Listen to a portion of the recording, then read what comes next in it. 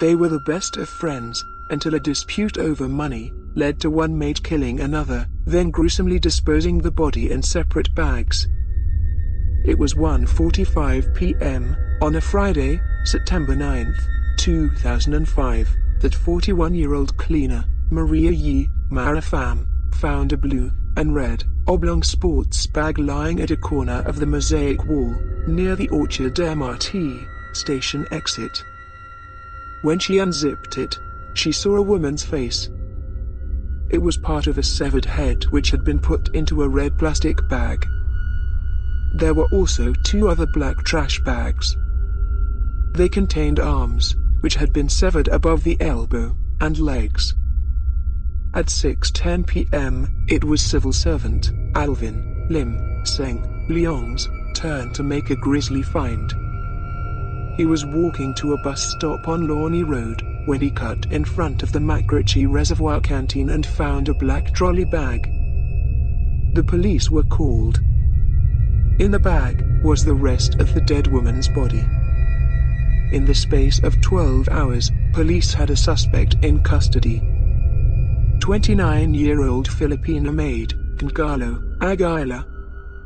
Married with 2 young sons, she was arrested at her employer's 8th-floor apartment at the Sunglade condominium at Parangan, 2nd Avenue. An 18cm cleaver in a red plastic bag was also taken from the flat where the murder was believed to have taken place. The victim was her best friend, who also worked as a maid. Her name was Mrs. Jane Parangan La Puebla. She was 26, and also married, and a mother of a 9-year-old boy. Police have identified her from the fingerprints lifted from the hands found in the sports bag. By the next day, Aguilar was charged with murder. The big question was, why did she kill a woman who was described as being a sister to her? Speculation centered around the possibility of a love triangle. The pair had often been seen at the popular maid hangout next to Orchard MRT station with a local Indian man. The tall and handsome man was seeing Aguilar, but the rumors were that the victim was also vying for his affections. But the truth was far more simple. The reason for the killing was a dispute over money.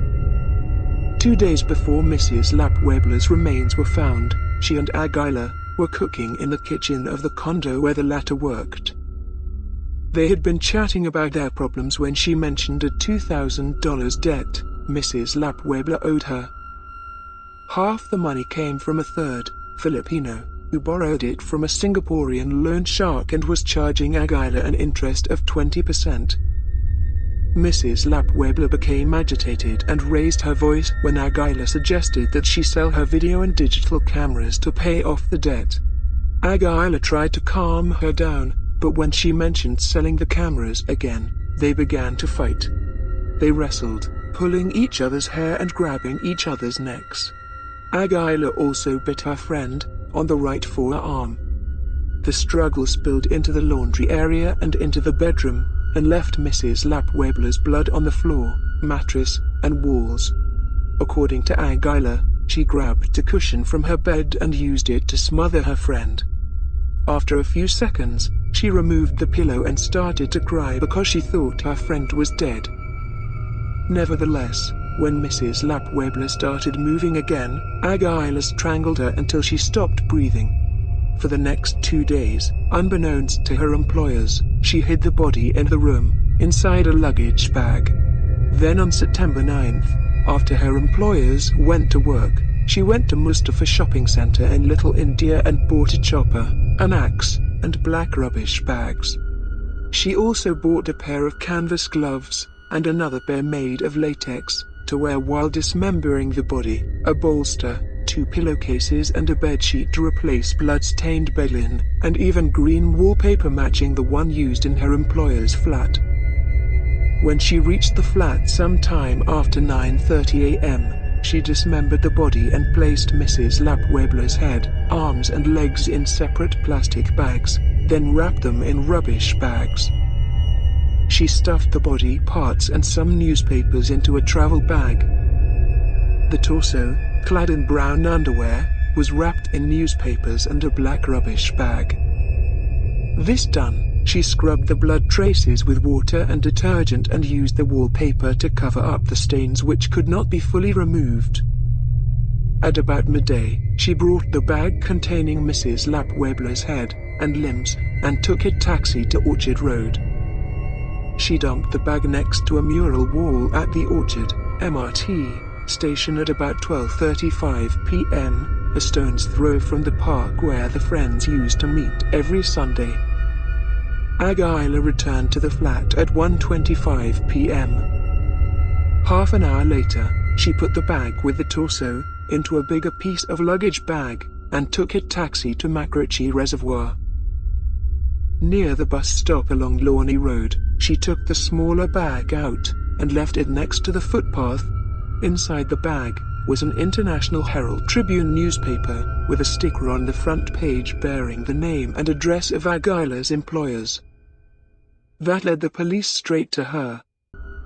Before her trial began in May 2006, the charges against Aguilar were reduced to manslaughter. This was after defense lawyers had written to the Attorney General's chambers to get the charge reduced on the grounds that the death resulted from grave and sudden provocation, and because Aguilar suffered from a psychiatric condition, later revealed to be depression. She pleaded guilty.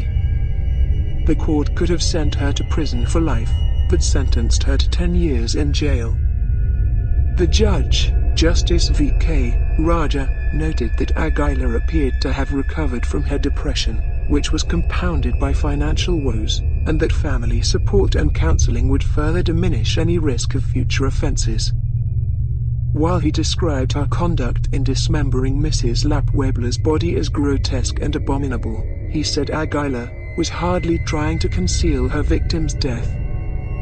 By choosing to plant the deceased's head and torso in two very public places, her behavior strikes one as nothing short of incoherent and incomprehensible, he said. Instead, it showed the workings of a tortured mind.